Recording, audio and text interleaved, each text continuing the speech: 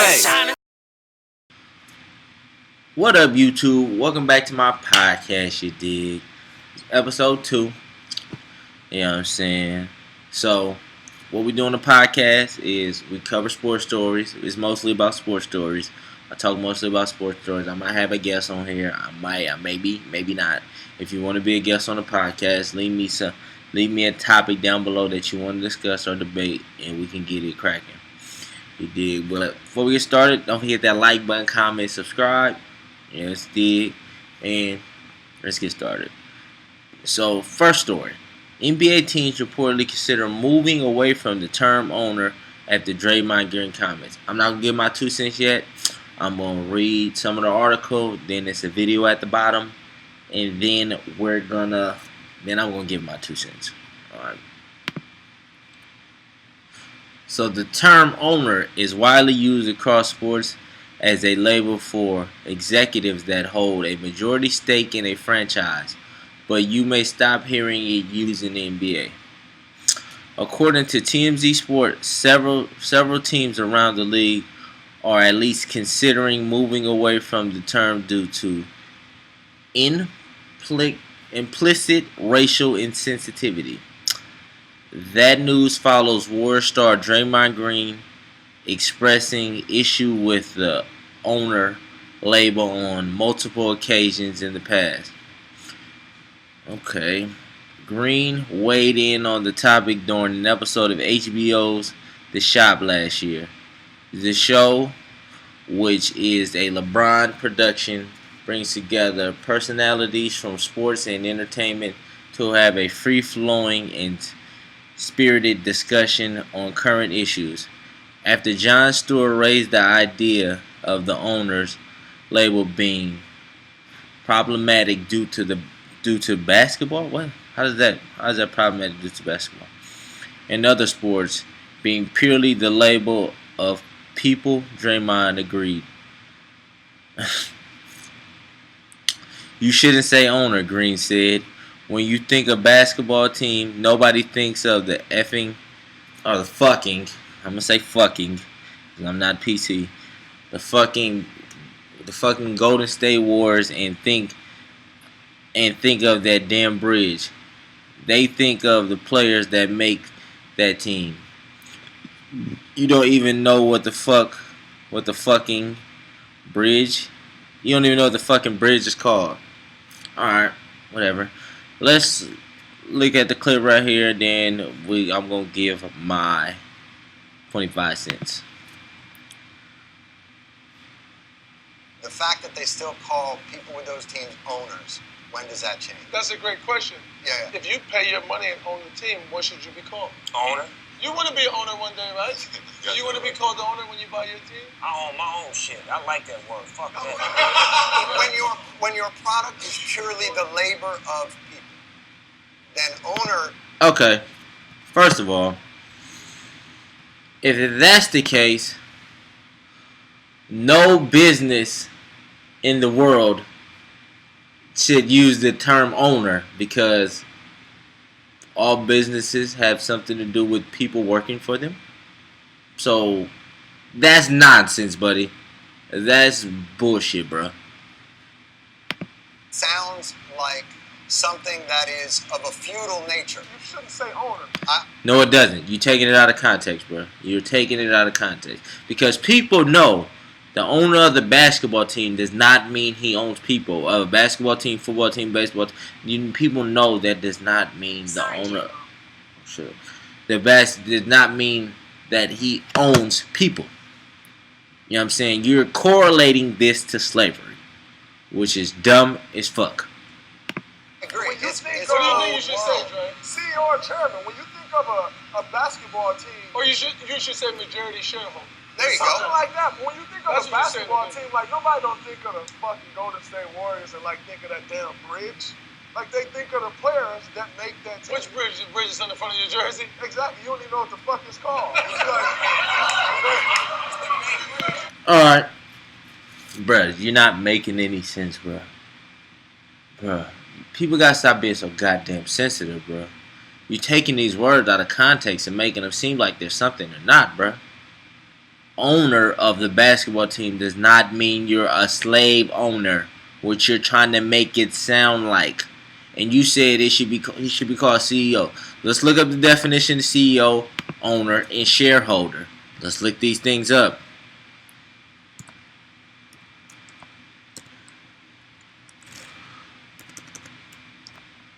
I'm tripping. These up. A person who owns something. Let me click on it. The Merriam-Webster dictionary. Definition of owner: a person who owns something, one who has legal or rightful title of something, one whose own property belongs, one to whom property belongs. Where does that say property equals people? The team is his property. The stadium is his property. And you play on his team. You know what I'm saying? So what are you talking about, bro? You're not making any sense, bro. Stop. Bro, I fuck with you, Draymond, but this is BS. This is bullshit, bro. You saying anything right now, bro. Our CEO. The executive with the chief discussion-making authority in the organization or business. That's totally different from owner, bro. That is totally different. Those two definitions are totally different. The CEO does not have any property. You know what I'm saying? So when you say call him the CEO, that's not what he is. They are the owners. They are not the CEOs. And what was the other bullshit you said, bro? Shareholders?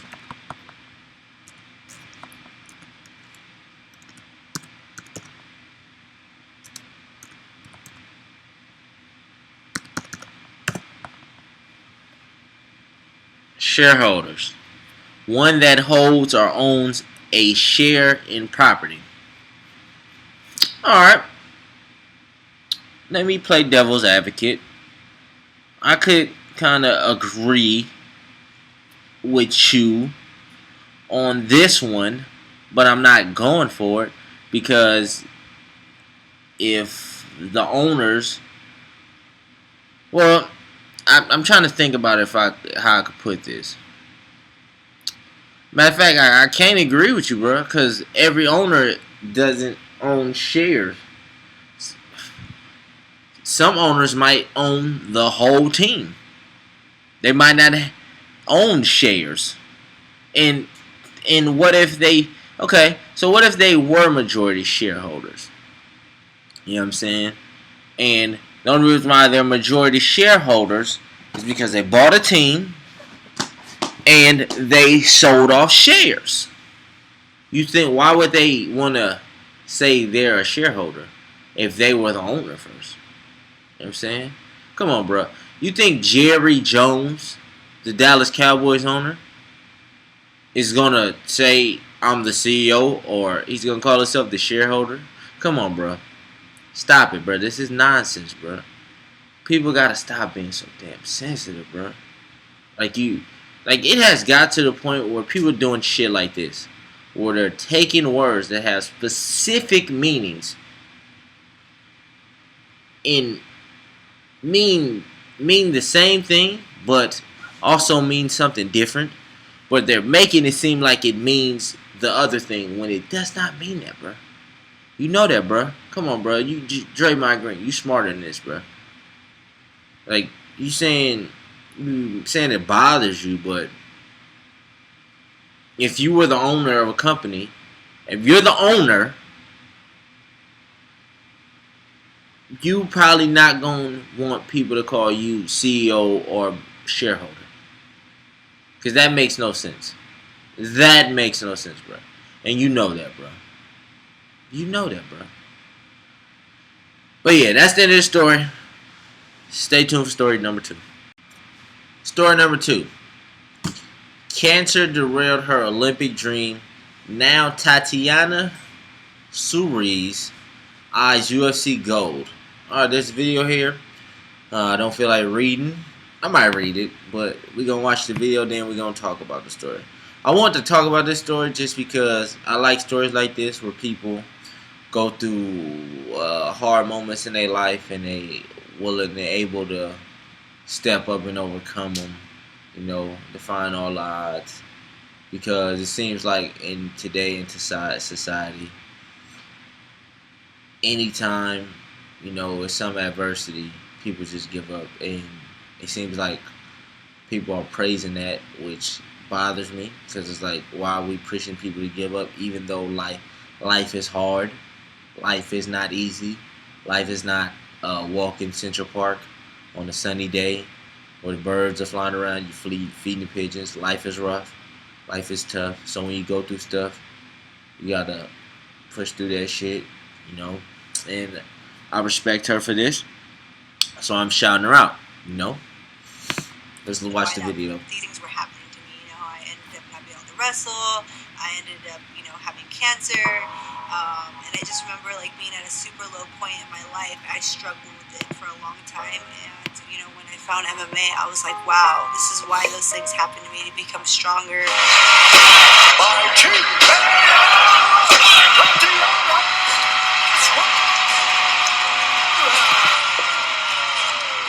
My name is Tatiana Suarez, and I'm the number 2 ranked strawweight in the world. I started wrestling at a young age, at 3.5 years old. My brother wrestled before me, and it's something that I really wanted to do. Damn, to be wrestling at 3, and then whatever age, so to be wrestling since 3, and I tried to read it a little bit, see if it said the age she caught cancer. Let's see what age. Let's see if it say what age she caught cancer.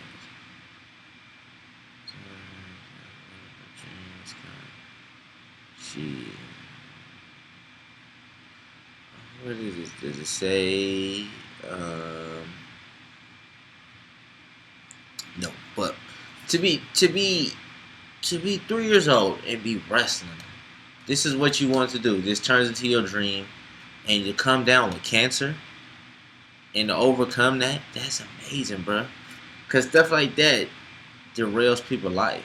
Stuff like that just breaks people. And for her to get back on her horse, she's strong as shit. She got my respect. You know what I'm saying? Not just because she's a woman doing this, because she's a human that overcame adversity. She looked adversity in the face, took it by the balls, and said, I'm not going to let you defer me from my dreams. People should look at this as,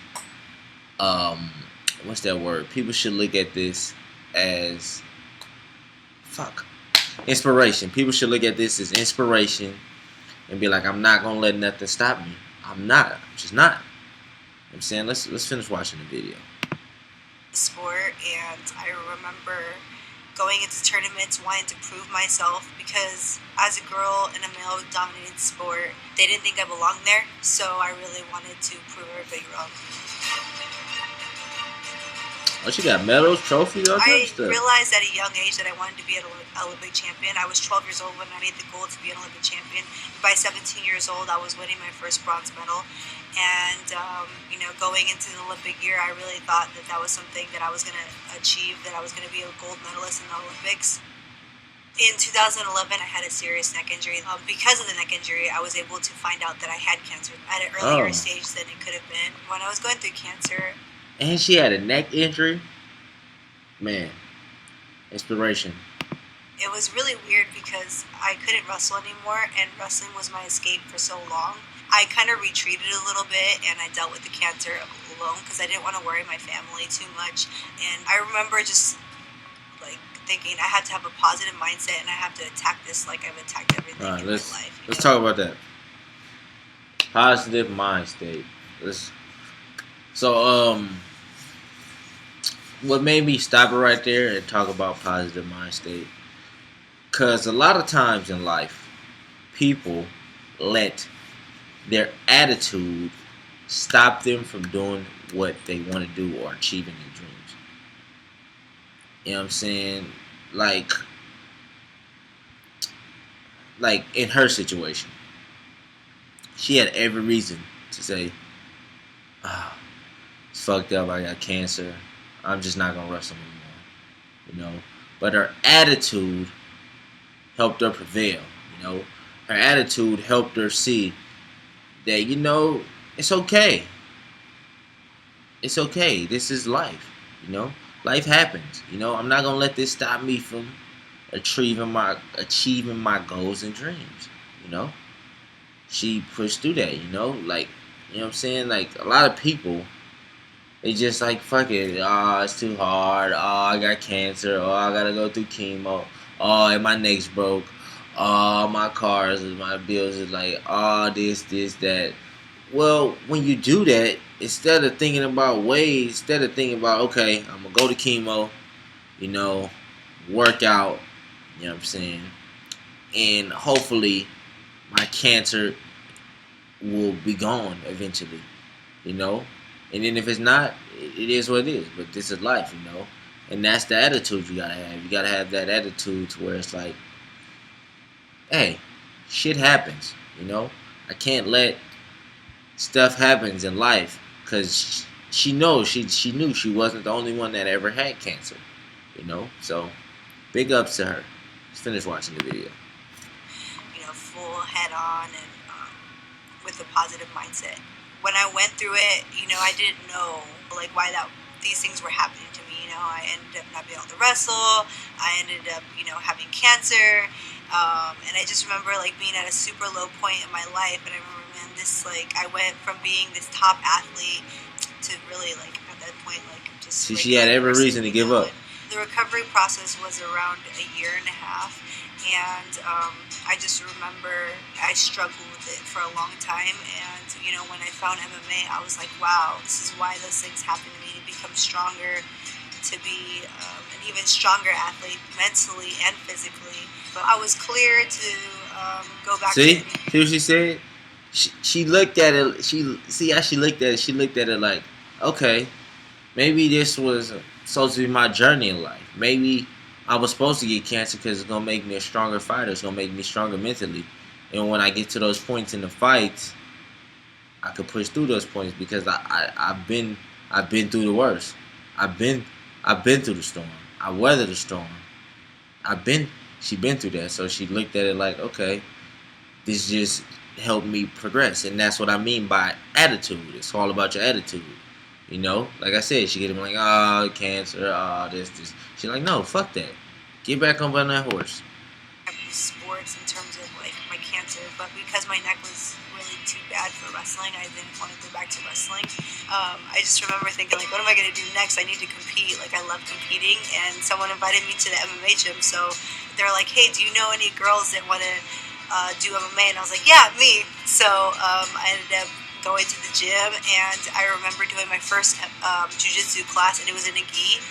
And I remember thinking, wow, I have so much to learn in this new sport. And I just became addicted from there. And I remember thinking, oh, wow, it's just like wrestling, but I get to hurt people more. June 8th, Saturday, ESPN Plus, I'm going to be headlining the card against Nina Ansaroff. I'm just going to show the world a little bit more of Tatiana Suarez.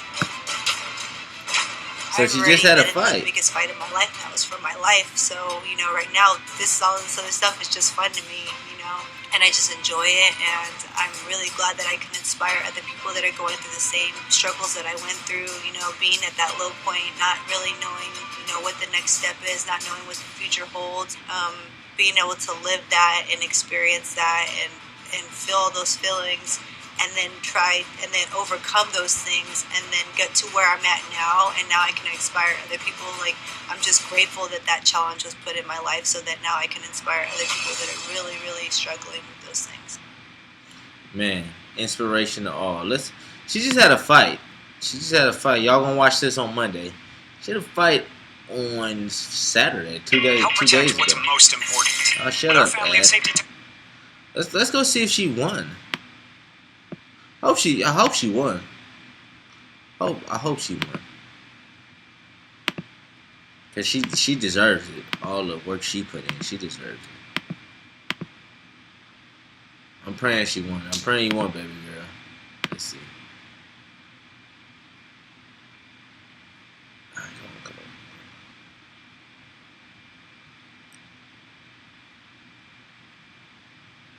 Did she win?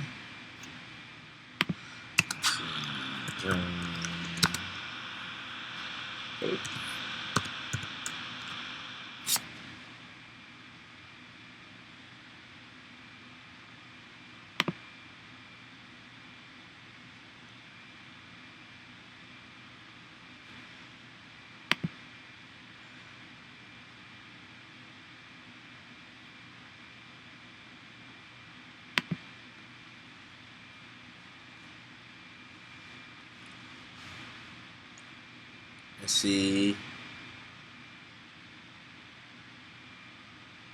Oh, she won. Let's go.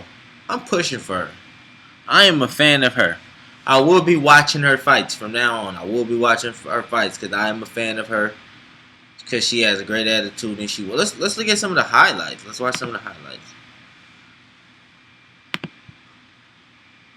Shout out to Tatiana Cerise, however you say it. Takedown. This is a clip. They got any more clips? What is this? Look at the advertisement, man. Let's see. Yeah. Hey, that's the end of this story. Catch you back in a few seconds. Alright, so this is the third story. I think this is gonna be the last story. I might talk about another story. I don't know. I'm gonna go check it out, see if I really want to talk about it. But this might be the last story right here. So, as you can see, it says Warriors rumors. Players didn't understand why Kevin Durant didn't play in Game 4. Let's read the story. Kevin Durant continued absence in the NBA Finals has reportedly started to wear on the Golden State Warriors, and not just on the court. Okay, let's talk about that real quick. I don't believe that. I think the players know what's wrong with Kevin Durant. So I could be wrong. I could be right. I could be wrong. This person could be right. But I think the players know what's wrong with Kevin Durant because they practice with him. They be around him. And he just got cleared to practice. I think it was today. You know. Oh, they just labeled him questionable for Game 5. You know, Game 5 is tomorrow. You guys are going to be re-seeing this today, so it's today. You know. All right, let's read some more. Sam Amick of The Athletic reported irritation grew in the Warriors locker room following Game 4 loss in Toronto. DeMarcus Cousins, Kevon Looney, and Andrew Iguodala have been playing through injuries during these finals, and players simply didn't understand why Kevin Durant wasn't there. If you got to say Klay Thompson is playing through a hamstring injury, but other than that, Amick added that within the Warriors, expectation was that Game 5 was the earliest Kevin Durant could return. Okay, so why are they mad? So what you're saying is they were mad that he didn't come back in Game 4, but the expectations was Game 5. Okay. However, there was hope that he'd be able to make it onto the floor earlier than expected within their season. Okay, so let's see. Is there any more to read? We know the Raptors took a 3-1. Yeah, see? It says we're hoping Durant can play in 5 or 6. Where's Coach Steve Kerr reported before Game 4? He reported this before Game 4, so what are you talking about? I don't understand it doesn't say. So this is my problem with this. You know, okay, let's play devil's advocate. If the players felt like that, Sam Amick, I know you're a journalist. I know your job is to report this. But if you're not going to put any names to it, I have a problem with that. Because you can't just say Warriors players and not have, say, one single player who reported this what they said. You know, you just brought up these players, and you didn't add Klay Thompson for one, and you said these players said this. You know, this is why I kind of don't. This is one of my reasons why I don't like the media. The way they frame stuff. Because they framed it, said DeMarcus Cousins, Kevon Looney, and Andre Iguodala played. So, but you saying that the players kind of irritated? So, the way you frame it, you make it seem like those three players specifically. I don't know if y'all just read it like that, but y'all they kind of make it seem like those three players specifically made it feel like Kevin Durant should have played. I don't know if y'all read it like that. I kind of read it like that. You know, I don't like that. Because you making it seem like those players said that when I highly doubt they said that. Because they know what's going on with Kevin Durant. And let's break down each of their injuries. I don't even know what Andre Iguodala's injury was, so I can't say what his is. As you know, so let's talk about Kevon Looney. His is a chest contusion, and they said his couldn't be hurt anymore. That's why he played. If you can't get hurt anymore, probably gonna play. Let's go to DeMarcus Cousins. DeMarcus Cousins had I think it was a quad tear or a kind of partial tear. And he sat out for some weeks, and he came back, you know.